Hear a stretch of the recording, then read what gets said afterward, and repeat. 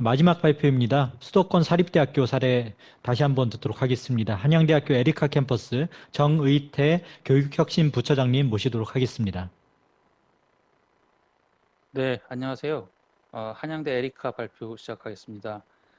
에리카는 이번 자율전공을 기획하면서 하나의 단과대학을 설립하였습니다. 자율전공 플랫폼인 에리카 라이언스 칼리지를 소개해드리도록 하겠습니다.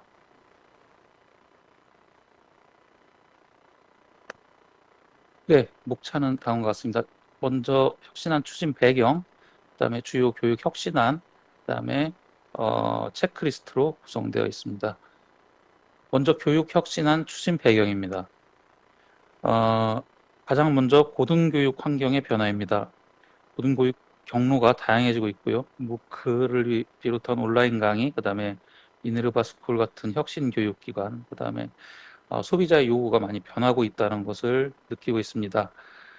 고등교육의 장벽도 많이 사라지고 있고요. 그리고 대학이나 대학원 교육에 대한 부정적인 인식도 많이 늘어나고 있다고 보고 있습니다. 무엇보다 학령 인구의 감소가 제일 크리티컬하다고 보고 있고요. 이에 맞춰서 정부 정책도 기민하게 바뀌고 있습니다. 대학 규제 완화와 자율성 부여가 큰 축인 것 같은데요. 학생과 산업 수요 중심의 학사제도 개선을 요구하고 있고 라이즈와 같은 지자체의 자율성과 책무성도 강화하고 있습니다. 개방이나 공유에 대한 요구, 대학 내외의 벽 허물기, 그다음에 무전공 입시, 그다음에 온라인 학위 과정을 허가제에서 신고제로 바꾸는 등의 변화에 대한 요구가 크다고 저희는 파악을 했습니다. 아, 우리는 대학이 이미 빨간불이라고 보고 있고요. 대학을 졸업한 학생이 다시 학원을 다닌다거나 기업이 학생들을 다시 키운다거나 졸업생이 자기 전공과 상관없는 업무를 하는 비율이 절반에 육박한다거나 신입 지원 사원 채용이 없어지고 있고요. 일자리가 줄어들 것이라는 등 고등교육에 좋지 않은 징후가 많이 보이고 있습니다. 어, 다음 에리카의 단과대별 자퇴 제적 추이입니다. 평균 3% 미만으로 양호한 편이긴 한데 우상향 그래프를 보이고 있는 것을 알 수 있습니다. 다른 대학도 마찬가지 상황인 것으로 파악하고 있고요. 저희가 중도 포기자를 분석을 했더니 대부분이 2학기에 중도 포기를 하는 것으로 나타나고 있습니다. 1학기 자퇴자는 전체의 4분의 1에 불과하고요. 대부분 대학이나 전공을 갖다가 바꾸기 위해서 자퇴를 하고 있다고 보고 있습니다. 따라서 전공에 대해서 비전을 확인해주고 전공 변경에 대한 가능성을 열어줘야 한다고 판단을 했습니다. 정부도 1학년부터 전과를 허용하고 그다음에 전과 활성화, 다양한 전공 이수 제도를 장려하고 있습니다. 교육부는 대학의 학과 학부를 둬야 된다는 원칙을 폐지를 했고요. 학과 중심 통계 관리도 개선을 하였습니다. 또 새로운 학과가 생기면 예전에는 이제 편제 완성 전까지 전과가 제한이 있었는데요. 지금 편제가 신설 즉시 전과가 가능하도록 바뀌었습니다. 온라인 학위 과정도 모든 분야를 허가제에서 신고제로 바꿨습니다. 이 에리카는 교육 혁신이 필수적이라고 판단하고 좀 빠르게 움직였습니다. 우리는 더 퍼스트 무버라는 말을 많이 쓰는데요. 어, 일단 제일 먼저 편제 개편을 했습니다. 전공을 만들기 위해서 정원 확보가 필요한데 정원 확보를 위해서 이전에 프라임 사업 이후로 가장 큰 편제 개편을 하였습니다. 아, 먼저 이과대학, 자연과학대죠. 이과대학인 과학기술융합대학의 학과 일부를 공대로 옮기고 첨단융합대학을 설립하였습니다. 그리고 차세대 반도체, 바이오 신약, 국방지능정보학부를 설립하였는데요. 이 세 학부 그리고 로봇공학, 그다음에 소프트웨어 이것들이 바로 에리카의 중장기 발전 계획의 핵심 학과이기도 합니다. 여기 2025년도에 첨단 분야 정원이 109명이 순증이 되어가지고 큰 도움이 됐습니다. 그 다음 큰 변화는 어문 계열입니다. 어, 이전에 한국어 문학과, 중국학과, 프랑스학과, 영미 언어 문학과, 일본학과 등이 있었는데요. 지금도 있고요. 네, 올해 입시부터는 이걸 통합해서 글로벌 문화 통상학부로 재편을 했습니다. 국제문화대학에 있던 문화콘텐츠학과 문화인류학과는 언론정보대학으로 옮기면서 커뮤니케이션 앤 컬처 대학으로 단과대학 명칭을 변경하였습니다. 전 디자인 대학인데요. 디자인 대학도 4개의 학과에서 이제 별도로 학생들을 뽑다가 2025년도 이번 내년부터 어, 2학년 이후 전공을 선택하는 통합 계열 모집을 하도록 했습니다. 그리고 100% 자기가 원하는 전공을 선택할 수 있도록 하였습니다. 한 140명 규모의 큰 모집단위인데요. 교육부의 유형 2에 해당하는 그런 모집입니다. 그러고 마지막으로 라이언스 칼리지를 설립했습니다. 라이언스 칼리지에는 3개의 학부가 있습니다. 전 계열로 진학이 가능한 라이언스 자율전공 전계열 학부, 그 다음에 자연계열로 갈 수 있는 자율전공 자연계열 학부, 그 다음에 인문사회 계열로 갈 수 있는 학부, 이렇게 3가지 총 448명을 갖다가 자율전공으로 뽑습니다. 디자인대와 합치면은 거의 600명 가까운 학생이 뽑게 되는데요. 2019명 중에 5, 600명이니까 상당히 큰 모집단이라고 볼 수가 있습니다. 전 계열은 약학대, 그 다음에 예체능대 제외 모든 전공을 선택할 수 있습니다. 예체능대는 스포츠과학부, 무용예술학과, 실용음악과가 있는데요. 실기 장벽이 높아서 사실상 학생들이 진입하기가 쉽지 않습니다. 자연계열은 공학대, 소프트웨어융합대, 첨단융합대로의 진입이 가능하고요. 인문사회 계열은 커뮤니케이션 컬처대, 경상대, 글로벌 문화 통상대학교로 진입이 가능합니다. 학과 진입에 있어서 필수 요건은 없습니다. 다만 여기 보면은 전자공학부, 로봇공학과, 산업경영공학과, 인공지능학과에 아주 얕은 허들이 있습니다. 한 과목 정도 미리 선수강을 하고 오라라고 하는 수준입니다. 라이언스 칼리지에는 이제 전공 설계 지원 센터 앞에서도 다들 말씀해 주셨는데 아카데믹 어드바이저, 그다음에 커리어 어드바이저 같은 분들이 계시는 전공 설계 지원 센터, 전공 설계 심의위원회를 갖다가 설치합니다. 그래서 이를 통해 학생들의 진로 선택에 도움을 주고요. 아카데믹 어드바이저와 각 학과의 교수님들이 JA로 한 명씩 참여해가지고 그 담임 교수가 상담을 하게 됩니다. 1학년 여름방학에는 라이언스 글로벌 학기라 그래가지고 신입생 그 라이언스 칼리지 전원에게 250만 원을 지원해서 해외에서 연수를 받고 3학점을 인정해주는 계절 학기를 열 생각입니다. 또 2학년 이후에는 인원 제한 없이 자유롭게 전공 선택을 하거나 학생이 설계한 자기 설계 전공을 이수할 수도 있게 됩니다. 이런 자율 전공이 이루어지기 위해서 중요한 것 중에 하나가 직무연계 모듈형 전공 교육 과정인데요. 이게 저희가 한 3년 전부터 설계해서 내년부터 본격적으로 도입을 합니다. 전공 변경에 좀 유연하게 대처하고 학과 체계보다는 훨씬 변화에 유연한 특징을 가지고 있습니다. 학과 틀을 벗어나 가지고 모듈 중심 교육으로 전공 능력을 향상하고 학과의 여러 직무 모듈을 설정하고 교과목을 구성하고 이수 체계도를 제시합니다. 또 주기적으로 각 모듈을 점검하고 평가해서 새로운 모듈을 도입하고 또 새로운 기존 모듈을 개선하게끔 그렇게 설계를 하였습니다. 전공 모듈은 12학점 이상으로 설계가 됩니다. 12학점을 따면 마이크로 디그리, 그다음에 24학점을 따면은 부전공, 36학점을 따면 복수 전공이 되는 구조인데요. 현재 총 39개 학과에서 136개 정도의 모듈을 구성하고 있고요. 모듈형은 뭐 일반형과 혁신형이 있습니다. 한 학과의 혁신형 모듈은 하나 이상 의무적으로 설치하게 되어 있고요.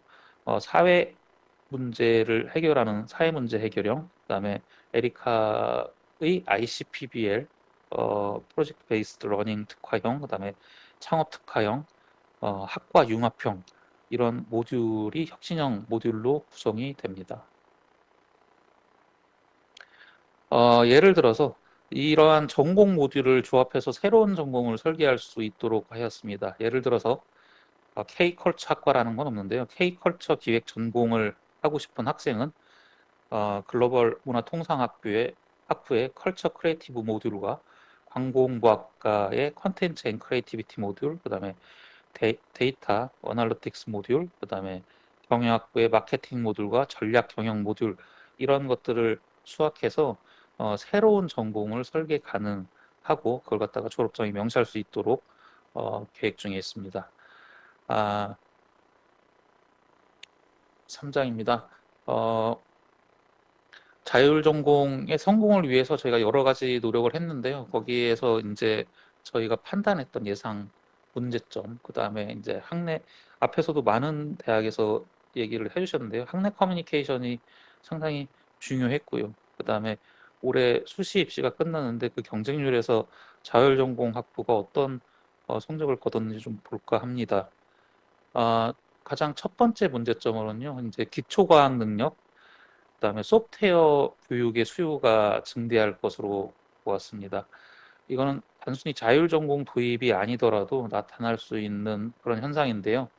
이를 해결하기 위해서 지금 기존에 있는 기초과학 교육원이나 소프트웨어 교육원이 있습니다. 그래서 이 기능을 좀 확대하고 소프트웨어 교육을 좀 전체적으로 확대했습니다. 교양 과목에 학생들이 파이썬이나 인공지능을 배울 수 있는 거를 의무적으로 배치를 해가지고 전 계열의 학생들이 어, 파이썬과 인공지능을 갖다가 배울 수 있도록 교양 과정을 다시 설계를 했습니다. 그리고 가장 걱정되는 게 이제 자율 전공이 도입되고 나면은 인기 학과 또는 인기 교과목에 수강이 쏠릴 것이라고 지금 예상을 하고 있습니다. 그래서 이제 이게 얼만큼의 학생들이 한 분야, 예를 들어서 뭐 소프트웨어라든가 인공지능이라든가 컴퓨터 공학이라든가 이런 곳에 경영 이런 걸로 쏠리지 않을까라는 걱정도 좀 하는데요. 그래서 이거를 갖다가 좀 탄력적으로 대응하기 위해서 이제 하이플렉스 강의 같은 걸 확대하고요. 온오프라인 병행하는 것이죠. 오히려 학생들은 이런 하이플렉스 강의 같은데 많이 익숙하다고 판단을 했습니다. 그 학원가 같은 데서도 그 오프라인에서 수업을 듣던가 아니면 이제 온라인으로 수업을 듣거나 옆 교실에서 수업을 듣거나 이런 경우들이 일반적으로 많이 일어나고 있다고 보고 있습니다. 그다음에 다전공을 갖다가 장려할 생각입니다. 그래서 이제 어느 정도 전공 수요를 갖다가 분산시키는 것이 필요할 것 같고요. 그리고 소프트웨어 교원을 갖다가 확충하는데 많은 노력을 기울이고 있습니다. 아, 그다음에 자율 전공, 그다음에 다전공 등 이제 학생 수요가 다양화될 텐데요. 이거를 일일이 지도하기는 좀 쉽지 않습니다. 그래서 모듈형 전공 교과 과정을 제공함으로써 학생들이 선택을 쉽게 할 수 있도록 지도를 하고요. 그리고 전과와 다전공 TO가 지금 정해져 있습니다. 근데 이거를 어, 풀고 학과장 재량으로 어, 넘길까 지금 제도를 개선 중에 있습니다. 아, 아, 그리고 일부 치약학과가 발생할 수 있습니다. 좀 학생들한테 인기가 떨어지는 학과들이 분명히 존재하는데요. 그 학과들에 대한 이제 최저 수강 인원을 지금은 10명인데 그거를 5명 정도로 낮출 생각입니다. 그래서 학생들이 5명 정도만 수강을 하더라도 강의가 폐지되지 않도록 하고요. 그리고 그런 학과와 경쟁력 있는 학과와의 융합형 전공을 좀 확대할 생각입니다. 그래서 이제 좀 취약 학과와 예를 들어서 뭐 소프트웨어라든가 아니면은 뭐 경영이라든가 이런 학과들과의 융합 전공을 장려해가지고 그래서 전공강 자원을 갖다가 좀 배분을 할까 합니다. 전공 선택할 때 학생들 혼란이 마찬가지로 예상되는데요. 아카데믹 어드바이저를 지금 뽑았고요. 그리고 앞으로도 지속적으로 뽑고 있습니다. 어, 그리고 각 학과별로 저희가 40개 가까운 학과가 있는 그 학과에서 이제 JA가 파견이 돼가지고 그 학과 진로에 대해서 어, 설명을 하고 상담을 하는 그런 것도 기획하고 있고, 그다음에 학과 탐색 교과목도 마련되어 있습니다. 그리고 학생들이 이제 자기가 어, 자율전공으로 들어왔다가 딴 과로 갈 경우에 이제 정체성이라든가 소속감 결여에 대한 걱정도 좀 했는데요. 일단 저희가 하고 있는 ICPBL의 팀 프로젝트를 좀 강화하고요.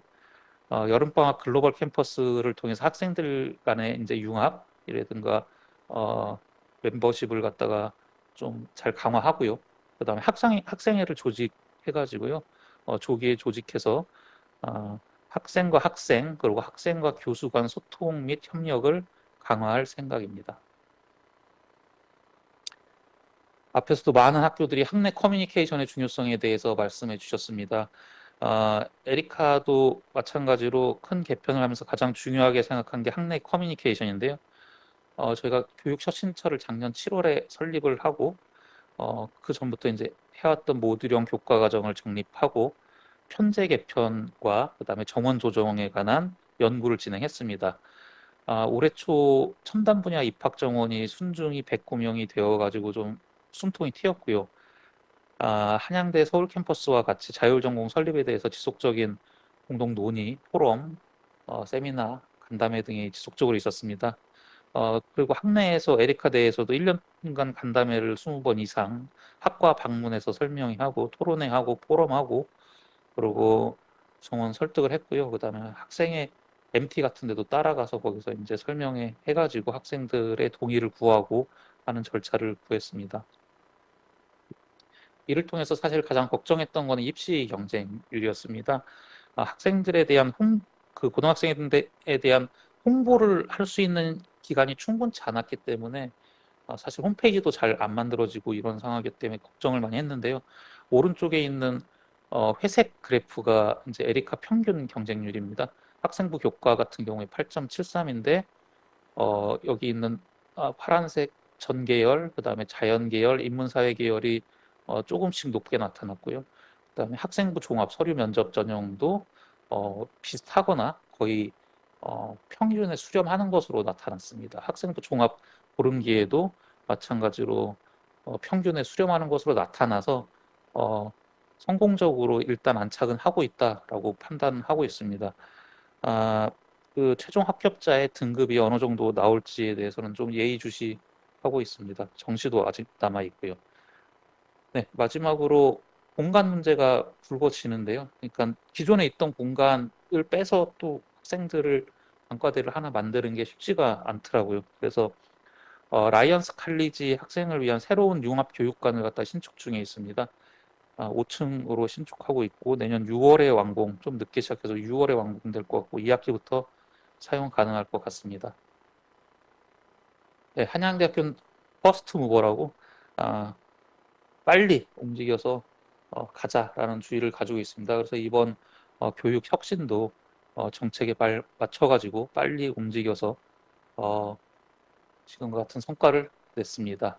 네, 지금까지 한양대 에리카 교육혁신부처장 정희태였습니다. 감사합니다.